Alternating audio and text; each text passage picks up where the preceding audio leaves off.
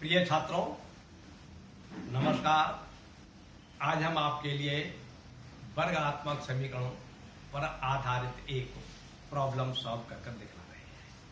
आज की हमारी प्रॉब्लम है, यदि समीकरण 2x² - 5x + k + 3 बराबर 0 के मूल समान है अर्थात बराबर है, तब k का मान ज्ञात करो।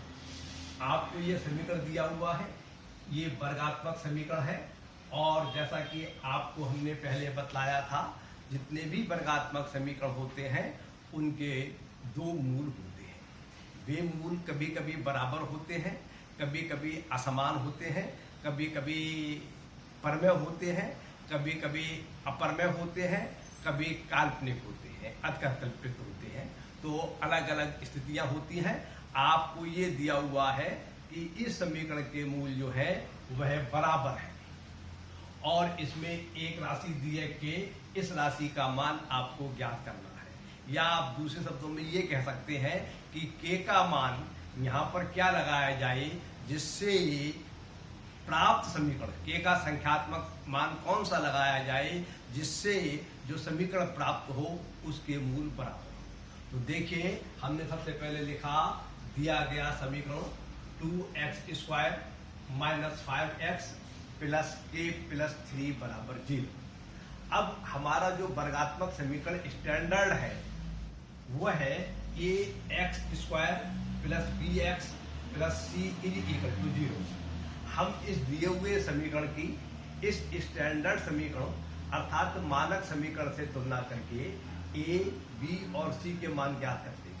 तो जब हमने दिए गए समीकरण की स्टैंडर्ड समीकरण से तुलना की तब हमें प्राप्त होता है a बराबर 2, b बराबर -5 और c = k + 3। अब हम जानते हैं किसी भी वर्गात्मक समीकरण के दोनों मूल अगर बराबर है तो उसके व्युत्तर का मान 0 होगा और यदि मूल 0 है तो उसके व्युत्तर का मान 0 होना चाहिए। तो हम चाहते हैं कि k का ऐसा मान यहाँ पर लगाया जाए जिससे कि इसके मूल बराबर हो जाए। इसका मतलब ये हुआ कि दिया है समीकरण के मूल बराबर है, इसलिए विभक्तकर d बराबर 0। जो विभक्तकर होता है उसे अंग्रेजी में डिस्क्रिमिनेंट बोला जाता है, उसे d से दर्शा देते हैं। तो d कहिए आप या विभक्तर कहिए बराबर 0। क्लियर? और d का मान जो होता है या विभक्तर का मान जो होता है उसका सूत्र है b² - 4ac। d की वैल्यू जो है वो b² - 4ac के बराबर है। तो विभक्तर का मान 0 होना चाहिए अर्थात या 0 है अर्थात b² - 4ac का मान 0 है। अब आप इस समीकरण के अंतर्गत a, b और c के मान प्रतिस्थापित कर दीजिए। उसमें एक अज्ञात राशि k आ रही होगी, उसके का मान ज्ञात कर लीजिए। आपके प्रश्न का हल आपको प्राप्त हो जाएगा। तो आपने b का मान है -k, तो यहाँ पर हम -5, तो यहाँ पर b के स्थान पर लगाएंगे हम -5, तो हमें फल प्राप्त होगा -5 का होल स्क्वायर -4 सूत्र के आ गए, 4 सूत्र के आ गए और a की वैल्यू है 2, a की वैल्यू 2 लगा दी हमने और c की वैल्यू है k + 3, तो k + 3 लगा दिया। आपको ये इक्वेशन प्राप्त हो गई। इसमें एक अज्ञात राशि k है, इसका आपको मान ज्ञात करना है, इसे आप सिंप्लीफाई कर लीजिए। तो इसको सिंप्लीफाई करेंगे तो हल प्राप्त होगा हमारे लिए 25 - 8 × k + 3 = 0 और सिंप्लीफाई करेंगे तो हल प्राप्त होगा 25 - 8k - 24 = 0 और -8 के ये आ जाएंगे और 25 ये पॉजिटिव है, 25 ये पॉजिटिव है और 24 ये नेगेटिव है। इन दोनों को सिंप्लीफाई करेंगे तो पॉजिटिव का 1 प्राप्त होगा।